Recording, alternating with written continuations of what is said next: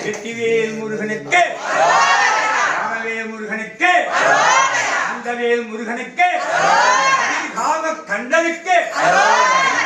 ஆண்டவனுக்கு, செந்தூர் வேலனுக்கு, பரங்கிரி தீரனுக்கு,